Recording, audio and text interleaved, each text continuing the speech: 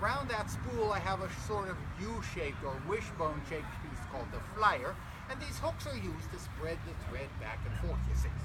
Now, since the thread is attached to the spool, crosses the hooks, and then comes out to my hand, it means that if I hold on to this, every time this goes around once, it will put one twist in my thread. All right? The same as if I were to take it and to roll it in my fingers just like that. Now, we're going to take the flax we prepared, we wrap it around this wooden rod called the distaff. Now, if you do genealogy work, the study of your family, your mother's side of the family is called the distaff side because of the woman's close association to the distaff in spinning. Because all women knew how to spin. Only the most intelligent of men can do that. Now, I have water here I'm going to put on the thread to make it nice and smooth. If I were spinning thread for feed bags or floor mats, I wouldn't bother with the water because it wouldn't matter if the resultant cloth were kind of like burlap. But since burlap underwear is not very comfortable, it's not even comfortable to think about, you know. We'll use a lot of water when we're spinning thread for clothing. So I'm going to start the motor here now. And I'm going to keep the motor going with my foot. First we'll get that nice and wet. All right, now. This is now twisting into thread. When that's been twisted enough, it's allowed to wind on, you see. My left hand pulls down some more, we get that wet. And we're going to let it twist into thread, and then it's going to wind on. And then I'll pull down some more, and that's all we do. It's not difficult to do, it just takes a little bit of practice, you see. Now, do you like stories? Does Dad tell you stories? Oh, I bet he does. Do you like stories too? Do you know how to read yet? Oh, what a lucky young woman you are. You see, I can't read or can't write either one. But they say for people like me, that's not very important. But don't you let them tell you that, because it is important to know how to read and to write. Well, I'll bet you both heard a story about someone who used a spinning wheel much like this one. He was a funny little man, and he had a big, long name. Have you had that story? Can we have some help? Rumpelstiltskin. Rumpelstiltskin, of course it was. Now I'm going to find out if any of you folks got to chapter 2 yet. What is it that Rumpelstiltskin did? He spun gold. He spun straw into gold, he did. Well, I'm sorry you folks weren't here a little earlier because I gave a demonstration of how to do that. Well, in this difficult economic times, that'd be a handy skill to know. I'll tell you what, if I can collect a few pieces of silver, I'll just show you right now how we can spin straw into gold.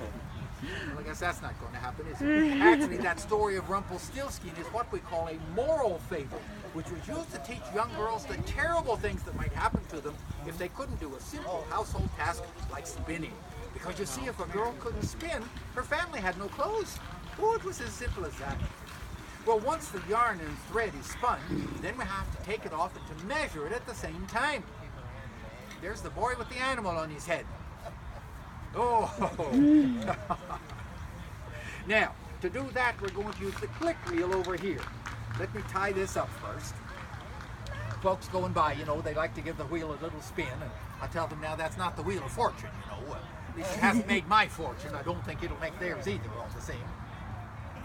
All right, and we'll go now to the click reel, or the clock reel, as it's called.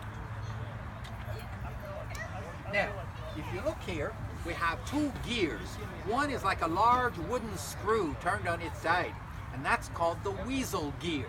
The second one is called a cog gear. It's like an old-fashioned clock gear, teeth around the outside, you see. Now, you see this little wooden peg right there on the cog gear. Can you all see that? That's going to travel around. Eventually, it's going to push aside this piece of wood, and when it lets go of it, click. That's why it's called the click reel. Now, turn this around to the working end. I always get stuck on the working end of these things, you know. Now, if you look, you see that... Oh, here it is. You see this end is smooth, and the others all have a lip or a bump on the end. So that's my starting point right there. So we would take the thread from the bobbin, we wind it a few times to hold it, and then we wind it on by turning the reel. Now, I've gone once around to have a little over 2 yards of yarn. But I need 500 yards of yarn to make my measurement called a lee or skein of linen. So I have to turn this 240 times in order to get my 500 yards. Now for some of you that's going to be a bit of a problem. How many times have I gone around so far? 19. You're not paying any attention at all. 10. But you don't really have to count. You remember that little wooden peg? Yeah. 240 turns around, and that little wooden peg will go all the way around once. Now, at 239, it's going to push aside this piece of wood at the bottom. At 240, it's going to let go of it, and pop goes the weasel. All around the mulberry bush. The monkey chased the weasel here.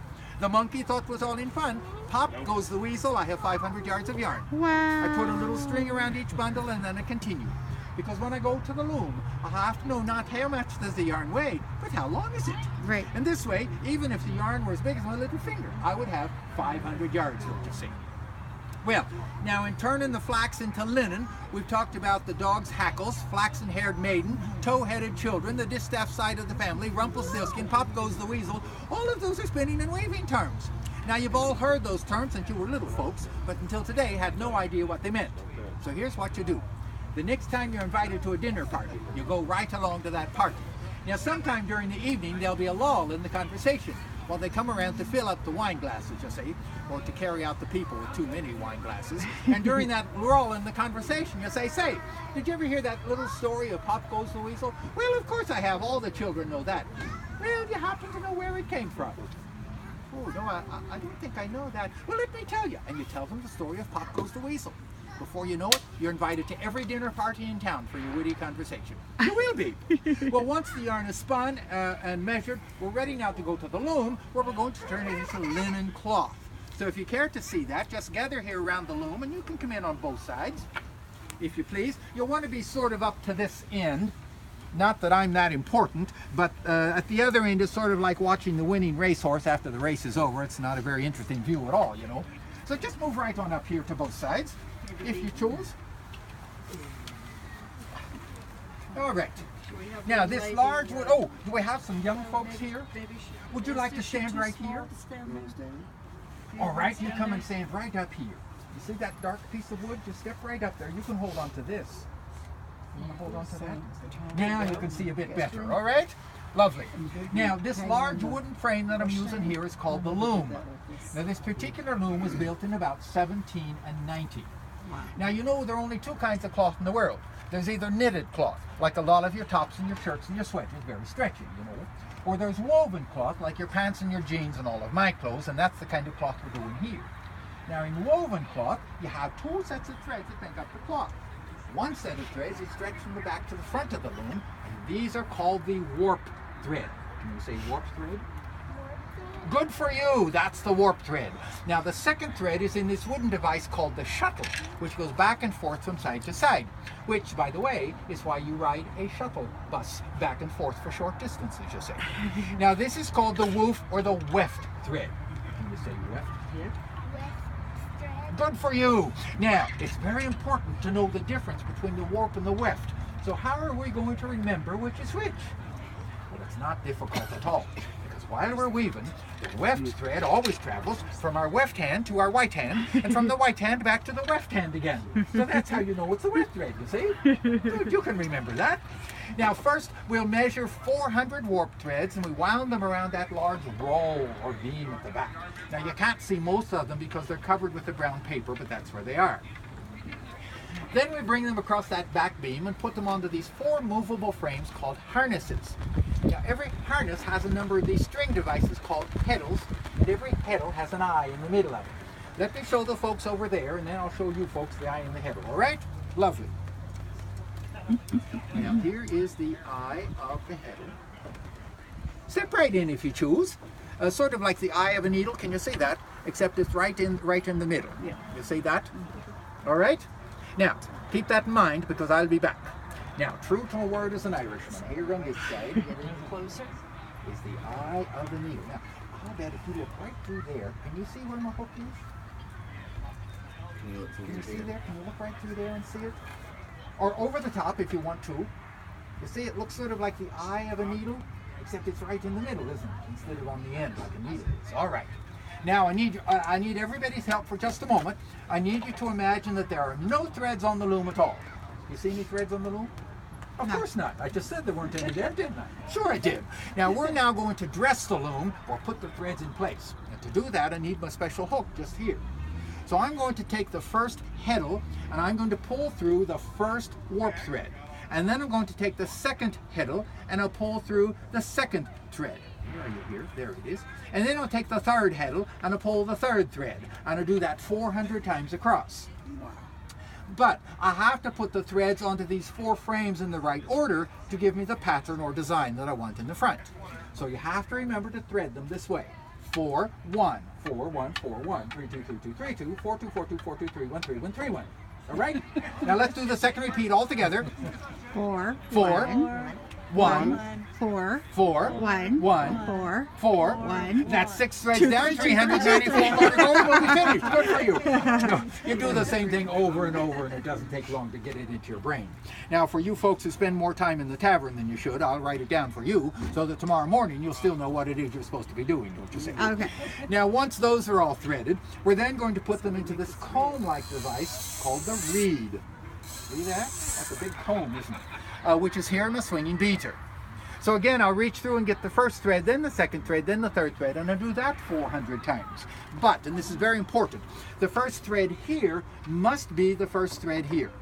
The 10th thread here must be the 10th thread here for all 400 threads. If only one thread is out of place, you can't weave. You have to find where you made that mistake, take the threads next to it out, and put them back in again. It's not difficult to do, it's just very exacting. A word to the wise among the adults. I wouldn't go to the tavern till these are all threaded up. Then we'll take these warp threads, we tie them in the beginning to a wooden stick, pull them so they're all nice and taut, and we're finally ready to go to work.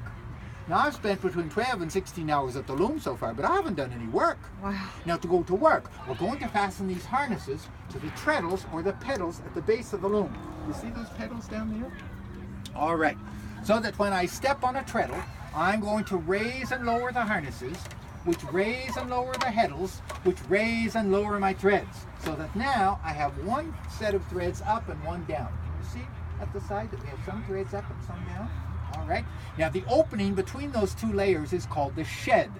So we're going to throw the weft thread from The weft to wide through the shed, leaving a tail behind it. You see the tail here? Which we're going to press down to make the cloth. Now, 1 is up, 2, 3, 4 are down. I'm going to press on a different pedal. I'm going to raise 2 and 3 and lower 1 and 4. What I've done, the threads that were up are now down, and the ones that were down are now up. They don't look different, they're all the same color, but that's what's happened. And we throw the thread. You're so hurt. And beat the thread, and change the shed. And beat the thread, and throw the thread. And, whoop, get through there. A little damp today, it doesn't like to slide in the damp weather.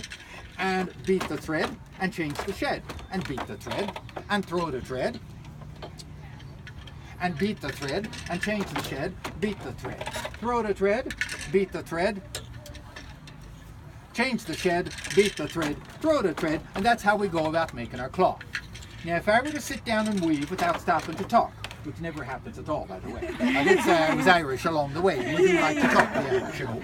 I could weave a yard of cloth from my nose to my finger in about 15 to 20 minutes. Wow. Yeah. And what we're weaving here are linen towels. Linen is very good for towels because it soaks up a lot of water. About 20% of its own weight in water before it begins to feel damp. And it leaves no lint on your glassware, as I'm sure you know from your time in the kitchen, sir. I thought you would. Now, you know, too, that linen lasts a long time. Do you know about the Egyptian mummies? No. Well, yeah. Tell Dad he needs to teach you about the Egyptian mummies. Now, you all know about the Egyptian mummies, the rest of you. Yeah, not personally, but you know about them. And you know that they were wrapped in linen, much like this. Some of that linen is more than 3,000 years old and could still be used today. Yeah. In very hot weather, well, we can talk about it, even though we don't have any, you know. There's nothing as comfortable as a long sleeve linen shirt. You want long sleeves to soak up to cover your skin, because the sun on your skin is what makes you so hot. And your long full sleeves will soak up the sweat. The air will cause that to evaporate, and evaporation is a cooling process. So don't evaporate anything today, it's cool enough. Now, the more you use linen and wash it and wear it, the softer it becomes. Oh, the most glorious thing in the world is to sleep on linen bed sheets that are 80 to 100 years old. Oh, they're so wonderful soft, you'd think you were sleeping on a cloudy wood. When now if linen soaks up water, it lasts a long time, it keeps you cool in the summer, and the more you use it, the softer it becomes. Why don't you folks wear much linen? Well, I'm going to give you a sentence. Now, you finish the sentence with only one word. You don't wear much linen because it... Hot. No. Expensive. No, that's 2 words. The reason people don't wear linen is because it... Wrinkles. Wrinkles. That's the characteristic of linen. Exactly. Oh, in that case, then, would you help me with a survey? I want to know how many of you here today are wearing linen clothes that we can see. I won't get too personal in the survey, you know. No. All right, now I want you to look about and tell me who sees no wrinkles in the clothes around you. Okay. Exactly. You know, if you're going to be wrinkled anyway, you might as well wear linen. It'd be much more comfortable. And your clothes would last forever, which would certainly make you happy. It would make me happy because I'd have more work to do with the loom, you know. And it would make the widow Tobin very happy. And there's not much that makes her happy. I'm an indentured servant, and she owns my indenture papers. So she would be very happy because if I were busy weaving at the loom, I couldn't spend any time in the tavern. So you see, everybody'd benefit if you were to wear linen clothes, you see. Do you have any questions I can answer for you about the loom or the linen or the weaving? But my mother did that. Oh, all right. My mother did the flax. Right. She did the thread. She And did then- the and loom. the And I loom still weaving? have some pieces that she wove that's over 100 years old. Excellent, good. Now, beautiful. young miss, before you go, let me ask you a question. Do you like to eat oranges? You don't? Do you eat lemons or limes? Oh, well, you see, now in Ireland, where I grew up, we didn't have oranges and lemons and limes. All we had to eat were potatoes. And if you don't eat oranges and lemons and limes, you get scurvy. Oh, do you know what scurvy looks like? It looks like this. And you don't want to look like that, do you? So you better eat an orange once in a while, all right? Will you do that? Good for you. Well, let me send you on your way with an Irish blessing, and that is, may you be buried in a coffin made from the wood of a 100-year-old oak tree that I'll be planting tomorrow.